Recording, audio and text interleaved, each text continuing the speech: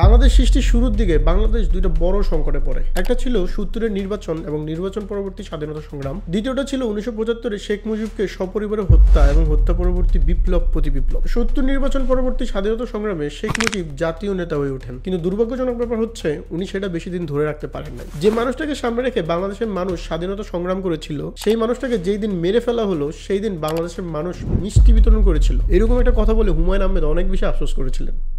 শেখ মুজিবকে হত্যা করার পরে বাংলাদেশ দ্বিতীয় বড় সংকটে পড়ে। সেই সংকট থেকে বাংলাদেশ প্রাথমিকভাবে উদ্ধার হয় যে লোকটাকে সামনে রেখে, উনি শহীদ প্রেসিডেন্ট জিয়াউর রহমান।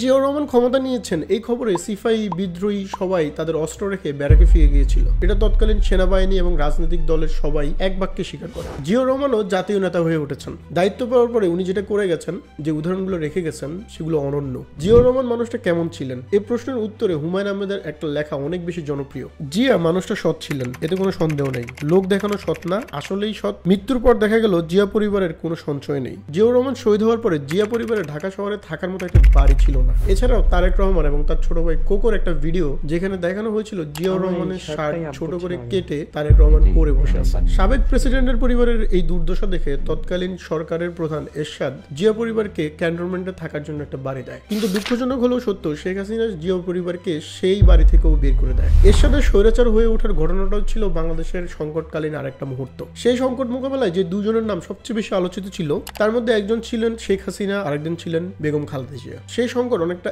এক হাতে মোকাবেলা করে বেগম জিয়া হয়ে উঠেছেন বাংলাদেশের গণতন্ত্রের প্রতীক, আর আরেকজন তার রাজনৈতিক ক্যারিয়ার শুরুই করেছিলেন স্বৈরাচার এরশাদের সাথে সমঝোতার মাধ্যমে। 2024-এ এসেও বাংলাদেশ আরেকটা বড় সংকটকালীন মুহূর্তে আছে। এই সংকট মোকাবেলায় যতগুলি স্টেক হোল্ডার আছে, তার মধ্যে সবচেয়ে বড় ফোর্সের কমান্ডার এখন তারেক রহমান। এখন মোটামুটি এই কথা সবাই বলতেছে, আপনি যদি বাংলাদেশে এসে সুষ্ঠু নিরপেক্ষ একটা নির্বাচন দেন, তাহলে বাংলাদেশের প্রধানমন্ত্রী তারেক রহমান, এটা মোটামুটি নিশ্চিত। এর মানে কি বিএনপির কোনো প্রতিপক্ষ নাই? বিএনপির প্রতিপক্ষ আছে, আর বিএনপির বর্তমানে সবচেয়ে বড় প্রতিপক্ষ হচ্ছে বিএনপি নিজেই। বিএনপি এবং বিএনপির নেতাকর্মীদের কর্মকাণ্ডই ঠিক করে দিবেন তারেক রহমান কি তার বাবা মাকে ছাড়িয়ে যেতে পারবেন, নাকি শেখ মুজিব বা শেখ হাসিনার মতো ব্যর্থ হবেন। আসুন তাহলে দেখা যাক তারেক রহমান কেমন রাজনীতির স্বপ্ন দেখতেছেন। 5ই আগস্টের পর থেকে তারেক রহমান সকল ধরনের রাজনৈতিক শোডাউন নিষিদ্ধ করেছেন। চাঁদাবাজির বিরুদ্ধে জিরো টলারেন্সে বহিষ্কার করতেছেন এবং যারা চাঁদাবাজি করতেছে তাদেরকে গ্রেপ্তার করার জন্য বারবার বলতেছেন। এছাড়াও বিএনপির পক্ষ থেকে অলরেডি ঘোষণা দেওয়া হয়েছে সংখ্যাগরিষ্ঠ আসন পেলেও তারা জাতীয় সরকার করবে। তাছাড়া ভবিষ্যৎ বাংলাদেশ কেমন হবে তার রূপরেখা স্বরূপ তারেক রহমান অলরেডি 31 দফা প্রণয়ন করেছেন, যেখানে খুব চমৎকার কিছু কাঠামোগত পরিবর্তনের ইঙ্গিত আমরা পাচ্ছি। এর মধ্যে একটা হচ্ছে দ্বিকক্ষ বিশিষ্ট সংসদ, পরপর 2 মেয়াদের বেশি কারো ক্ষমতায় না থাকা, ইকোনমিক রিফর্ম কমিশন করা, মিডিয়া কমিশন করা। তাছাড়া কয়দিন আগে যে তারেক রহমানের ঘোষণা যে হয় আপনি এমপি হবেন, না হলে রাজনৈতিক পদ পাবেন। সুতরাং তারেক রহমানের রাজনৈতিক ভিশন এবং ডিসিশন এবং 31 দফার যে দফাসমূহ, এগুলো যদি আপনি দেখেন তাহলে বোঝাই যাচ্ছে তারেক রহমান পরিবর্তিত রাজনৈতিক ব্যবস্থাকে সামনে রেখেই নতুন বাংলাদেশের স্বপ্ন দেখছেন। এছাড়াও তারেক রহমান 5ই আগস্টের পরে অসম্ভব প্রশংসার একটা কাজ করছেন। সেটা হচ্ছে তারেক রহমান যদি হিংসাত্মক রাজনীতি করতে চাইতেন, তাহলে 5 থেকে 8ই আগস্টের মধ্যে বিএনপির নেতাকর্মীদেরকে নির্দেশ দেওয়ার মাধ্যমে দেশে চাইলেই অনেক অনেক আওয়ামী লীগ নেতাকর্মীকে হত্যা করতে পারতেন, যেটা উনি করেন নাই। যদিও এই ক্ষেত্রে শুধু তারেক রহমান না, এই ক্ষেত্রে আরেকটা রাজনৈতিক দল জামায়াত এবং শিবিরকেও প্রশংসা করতে হবে। তারেক রহমান যে একটা পজিটিভ রাজনীতি করার ইঙ্গিত দিচ্ছেন, সেটা কিন্তু জনগণের কাছেও এখন স্পষ্ট। সম্প্রতি স্ট্র্যাটেজি অ্যান্ড পলিসি প্রোগ্রামের একটা গবেষণা প্রতিবেদনে দেখা গেছে যে তারেক রহমানের জনপ্রিয়তা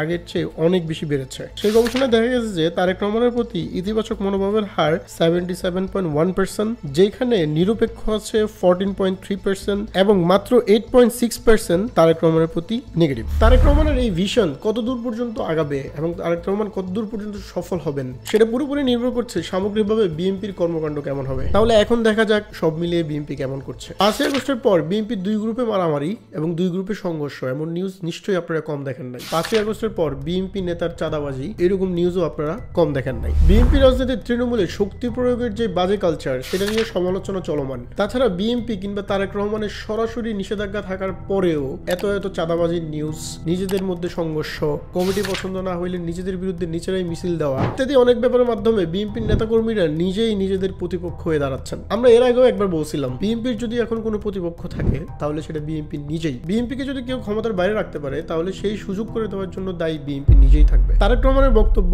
31 দফা, রাজনৈতিক স্বপ্ন ইত্যাদি দেখলে বোঝাই যাচ্ছে যে নতুন বাংলাদেশের জন্য তারেক রহমান রেডি। কিন্তু প্রশ্ন হচ্ছে তারেক রহমানের নেতাকর্মী বা বিএনপির নেতাকর্মীরা কি রেডি? তারেক রহমানের সামনে এখন সবচেয়ে বড় চ্যালেঞ্জ হচ্ছে বিএনপি এবং সর্বোপরি বিএনপির নেতাকর্মীদেরকেও রেডি করা। একটা দেশের মানুষ যদি কালেকটিভ গোলের পিছনে না দৌড়ায় তাহলে কখনোই সেই সমাজে অ্যাকচুয়াল ডেভেলপমেন্ট স্টাবলিশ করা পসিবল না। সুতরাং এই দেশের প্রত্যেকটা মানুষ এবং প্রত্যেকটা রাজনৈতিক দলকে পরিবর্তিত রাজনৈতিক বাস্তবতা মেনে নিতে হবে। রাজনীতি হবে দেশ এবং দেশের মানুষের জন্য, রাজনীতি কখনোই পেশা হবে না। এদেশের সবাই যদি ভালো চায়, এদেশের সবাই যদি পরিবর্তন চায়, তাহলে ভালো এবং পরিবর্তন যে সম্ভব সেটার প্রমাণ কিন্তু আমরা 5ই আগস্টেই রেখেছি। সুতরাং দলমত নির্বিশেষে কালেকটিভ গোলের কথা মাথায় রেখে আমাদের কাজ করতে হবে। সবার আগে বাংলাদেশ, এই জিনিসটা মাথায় রেখেই আমাদের কাজ করতে হবে। কারণ বাংলাদেশ যদি ভালো থাকে তাহলে আমি ভালো থাকবো, বাংলাদেশ যদি ভালো থাকে তাহলে আমার পরিবার ভালো থাকবে। আশা করি ভালো থাকবেন, সুস্থ থাকবেন। টাটা।